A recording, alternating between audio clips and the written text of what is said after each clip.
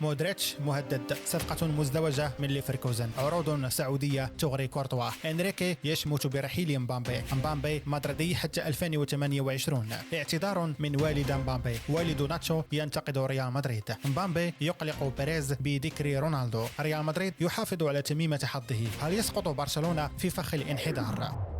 بسم الله الرحمن الرحيم، وصلى الله على سيدنا محمد وعلى آله وصحبه وسلم. أهلا وسهلا بكم أحباءنا في قناة هلا مدريد. قبل أن نبدأ لا تنسوا الضغط على زر الإعجاب وتفعيل جرس الإشعارات لتكونوا على اطلاع دائم بكل ما هو جديد. لا تنسوا أيضا أن تكتبوا لنا ديما ريال أو هلا مدريد للتعبير عن حبكم للنادي الملكي. كم عدد عاشقا للملكي يتابعونا في هذا الفيديو؟ شاركونا أسفل الفيديو في التعليقات.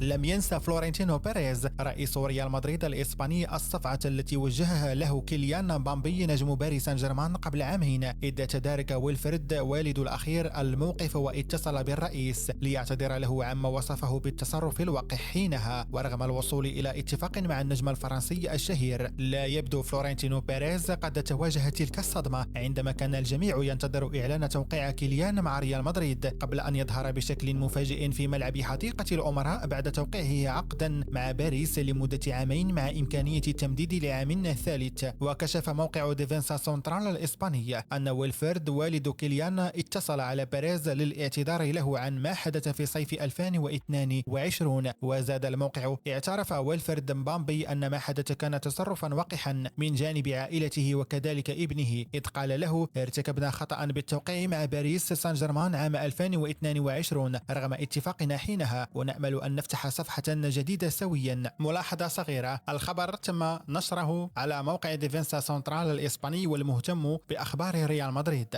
نحن هنا بدورنا نخلي مسؤوليتنا بحيث لا نقدر الجزم 100%، إذ قام والد مبامبي بالاتصال ببيريز.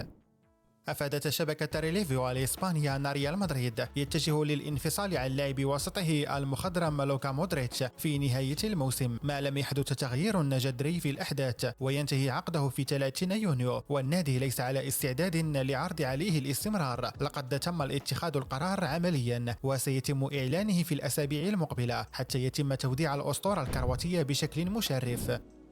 كشف تقرير صحفي ألماني اليوم أن ريال مدريد ينوي عقد صفقة ضخمة من بايرن ليفركوزن في صيف 2025. ووفقا للصحفي كريستيان فالك بصحيفة بيلد الألمانية، فإن ريال مدريد ينوي التعاقد مع ألونزو في صيف 2025 على الرغم من امتداد عقد المدرب الإيطالي كارلو أنشيلوتي حتى صيف 2026. وأضافت الصحيفة أن ريال مدريد قد يقرر تعيين ألونزو في صيف 2025، خاصة وأنه لو واصل نجاحاته مع بايرن ليفركوزن سيكون طموحه أن يرحل عقب الموسم لناد أكبر ولن يستمر للموسم الثالث. ونوهت الصحيفة إلى أن ريال مدريد لا يريد ألونزو فقط من بايرن ليفركوزن، وإنما يريد معه المهاجم الألماني فلوريان فيرتز. وتألق فيرتز مع ليفركوزن هذا الموسم وسجل 18 هدفا وقدم 19 تمريرة حاسمة في 46 مباراة.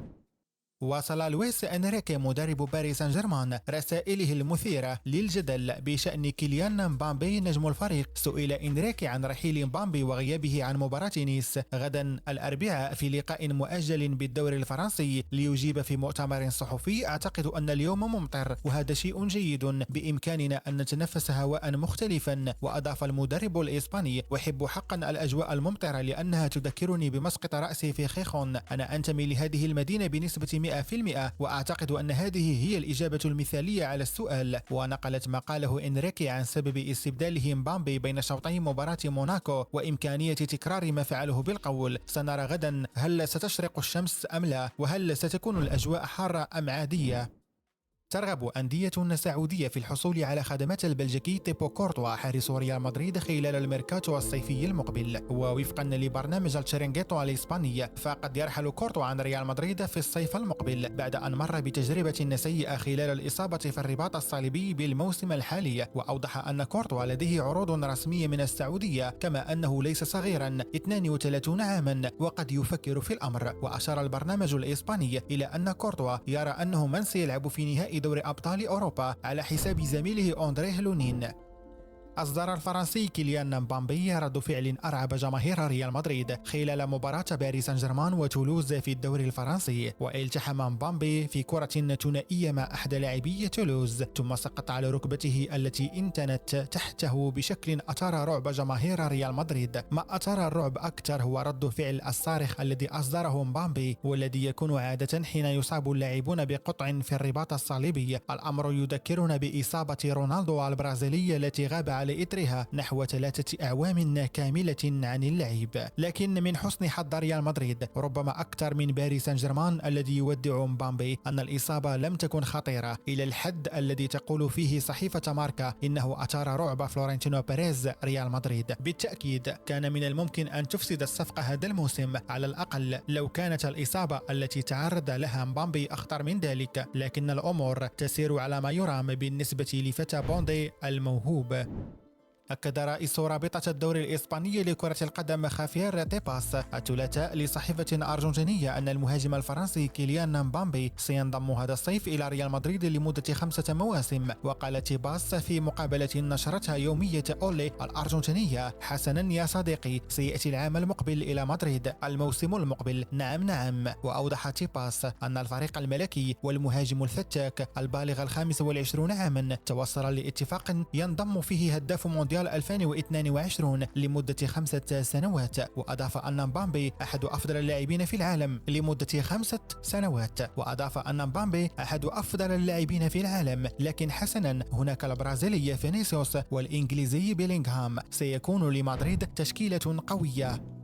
ماذا قال والد القائد؟ تحدث تشيما فرنانديز والد نجم ريال مدريد ناتشو عن الموسم المميز لنجله والذي توج برفع كأس الليغا كقائد للميرينغي لأول مرة في مسيرته. وقالت تشيما في تصريحات نقلتها صحيفة آس: يحزنني أن يصل الوضع إلى ما هو عليه الآن من أجل أن يستطيع ناتشو الذهاب مع إسبانيا إلى كأس أوروبا. هو يستحق اللعب مع المنتخب منذ فترة طويلة. وأضاف: أعتقد أننا جميعا ندرك أن ناتشو كان عليه دائما إثبات نفسه أكثر من الآخرين. ما حدث معه غير عادل، لقد قدم موسما رائعا، لكن بسبب تصرفين سيئين قالوا إنه يمر بموسم سيء. وتابع: لقد سمعت من المعلقين أن ناتشو انتهى، وهذه الأيام سمعت أنه في أفضل لحظة في مسيرته، لا هذا ولا ذاك، إنهم يجعلون كل شيء أكبر للأفضل وللأسوأ. وعن يوم تتويجه بلقب الدوري علق: لطالما حلمنا بتلك اللحظة التي عاشها ناتشو يوم الأحد.